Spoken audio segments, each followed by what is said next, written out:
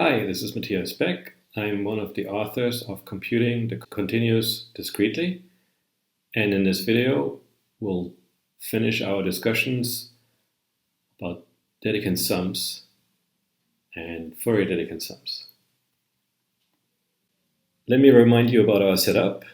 We started with the restricted partition function, P sub a of n.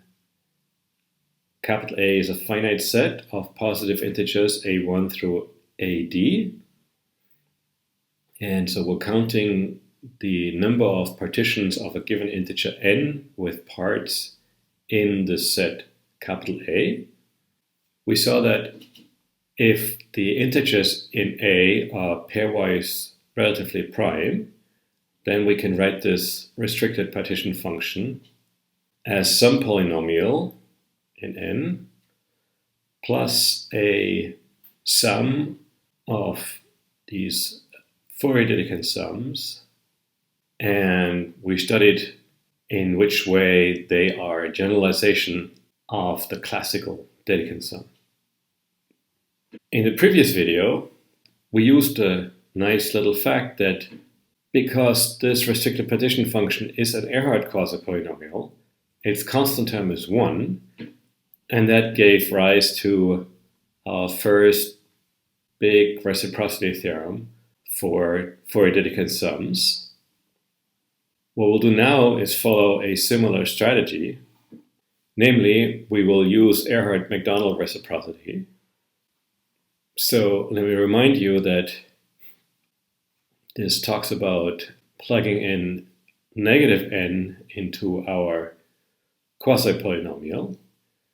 Again, I'm using the fact that this is a quasi-polynomial, and the polytope that's behind the restricted partition function has dimension d-1. It's a simplex. So Ehrhart-McDonald reciprocity says that this is what we called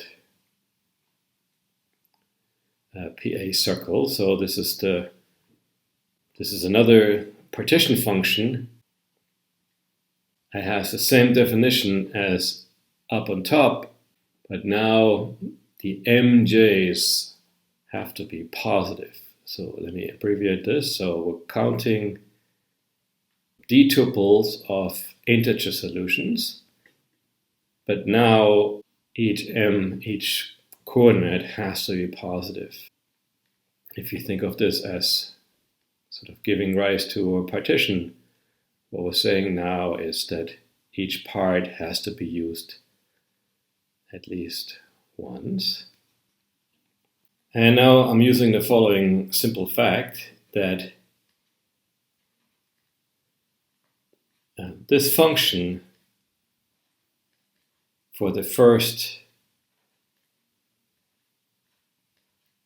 couple of evaluation is 0. So I claim up to plugging in the sum of the aj's minus 1, we get a 0, and this simply comes from the defining equation over here. So everybody in this equation is an integer, in fact a positive integer. And so if I want to write n as a positive integral combination of the aj's, that means n has to be at least the sum of the aj's. So exactly what I did in this previous video, I'm now turning this information sort of upside down, and I'm reading the partition function from the right. And what I'll say is that evaluations of the original partition function at -1, -2, and so on are 0, and this gives rise to a relation among the Fourier Dedekind sum up on top. So these two facts here together give rise to theorem 8.8. We call this Rademacher reciprocity, and I'll get to the reason for this name in a moment. So let's just make sure we understand the steps. So the condition is that the aj's are pairwise relatively prime, And then you can see our values of n that we talked about above.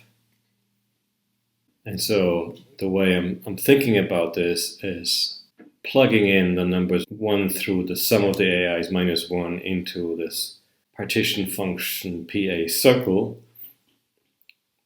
This is the same thing as plugging in negative integers into our original partition function. And so now you can see why I'm getting these Fourier Dedekind sums sort of with a positive n instead of a negative n as it appeared originally. Anyway, the flavor is the same as what you saw in the previous video. We have a sum of Fourier Dedekind sums. The arguments are cyclically permuted. And in my polynomial part over here, I also have to plug in negative n, and then I get a 0 for my partition function. And what we're doing down here is moving this polynomial part to the other side. Let me remind you that a special case of the reciprocity theorem in the previous video was for the classical Dedekind sums. And so something similar will happen now. So the sort of correct, quote-unquote, construct is what we call a Rademacher Dedekind sum.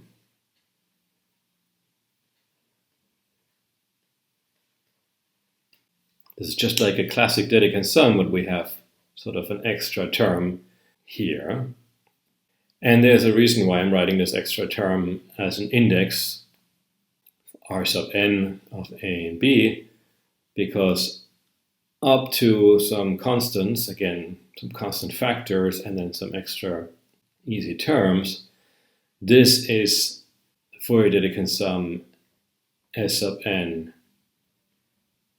with parameters a, b, and a 1 in between. This really works sort of in a very similar way of what you see for the classic Dedekind sum, but I invite you to check out the details in section 8.3. At any rate, so now if we specialize to the case d equals 3, it's exactly analogous to what we did last time. You get a reciprocity theorem for these Dedekind-Rademacher sums. Yeah, so the flavor is the same as for the Dedekind sum, so we're switching the two parameters a and b, n remains the same, and then the right-hand side now is not just the rational expression in a and b, but it also depends on n. This looks slightly more complicated as in the classical reciprocity theorem for Dedekind sums. And it's a little more involved. There are some extra sort of function like the sawtooth function. But the philosophy is the same. This right-hand side can be quickly computed for any a, b, and n. And so we have the same sort of computational complexity corollary as what you saw in the previous video, and that is for any given values of a, b, and n, the Dedekind-Rademacher sum can be computed as quickly as the Euclidean algorithm for two integers. This is a really interesting result because I invite you to look back at chapter 2, section 2.7. We didn't have this language back then, but we can rephrase this now and say we proved there that any Ehrhart quasi-polynomial coming from a polygon, from a rational polygon, can be expressed in terms of Dedekind-Rademacher sums. And what this means is we have sort of a computational complexity statement for Ehrhart quasi-polynomials of rational polygons. The case of dimension 2, we can sort of compute formulas involving these finite arithmetic sums. And we know, because of this corollary 8.9 here, that the ingredients for our formulas can be computed very quickly. This is a pretty rare instance where we sort of get the best of both worlds. This breaks down already in dimension 3. And this really follows from the fact that Ehrhart polynomials of degree at most 2 cannot look too complicated.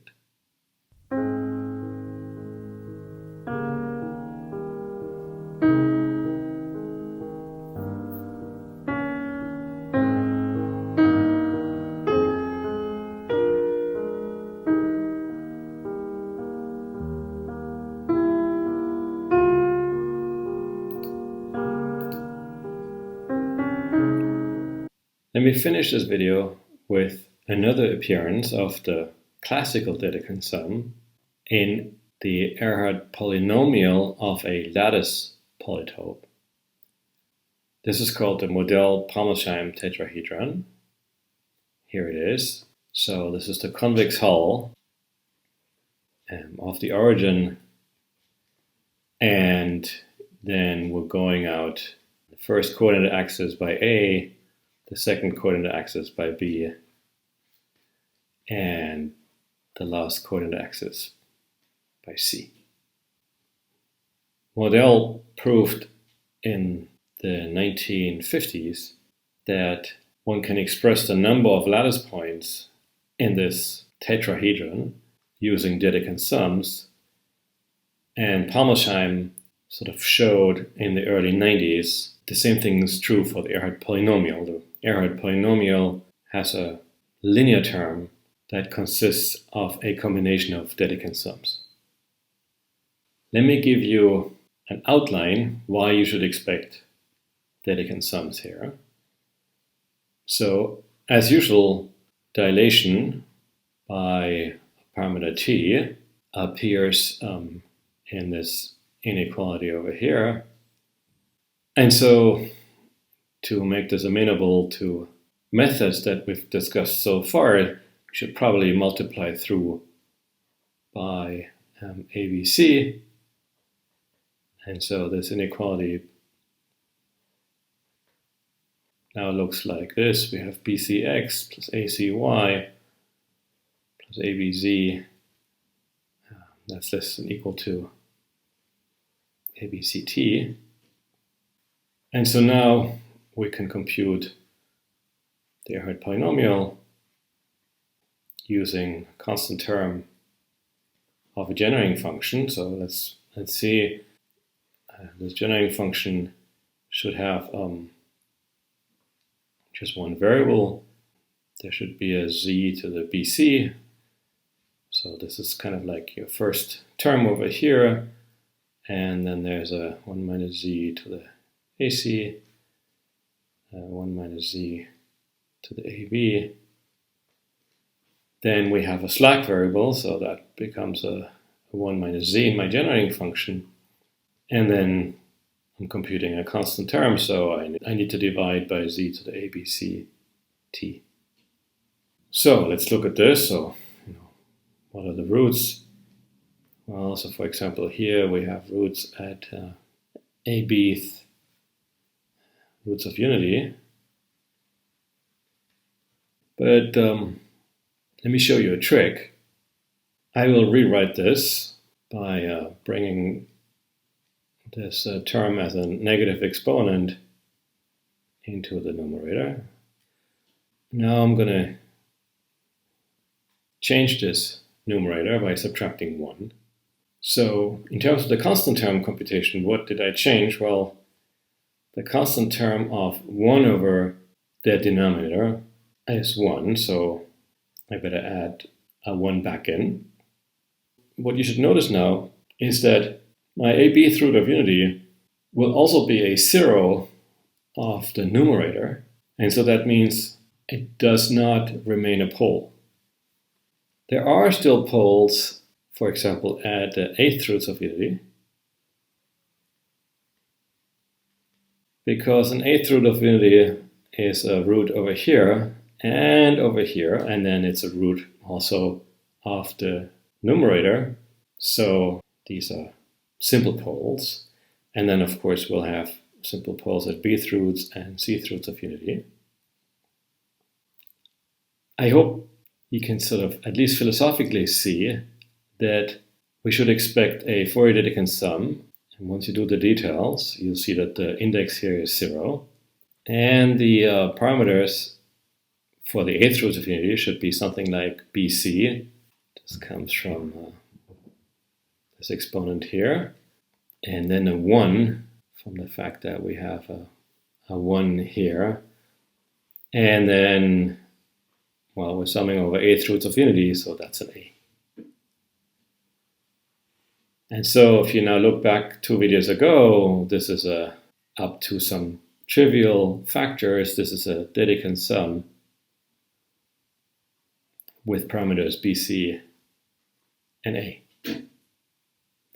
And so once you put this all together, and I invite you to check out the details in section 8.7, you get this formula for the Ehrhart polynomial.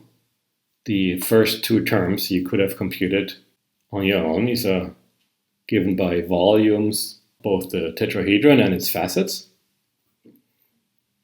But then you can see here in the linear coefficient is this combination of 3 Dedekind sums. Let me give you 2 recommendations for books by Audrey Harris. It's a general book on discrete Fourier analysis. Beautiful book. I recommend it warmly. And the one on the right is by Rademacher and Großwald. It's a small book, also beautiful, on Dedekind sums. It was written before Ehrhart polynomials became en vogue, but the Model result was known, and so it's in there. But there's lots of other gems in both of these books.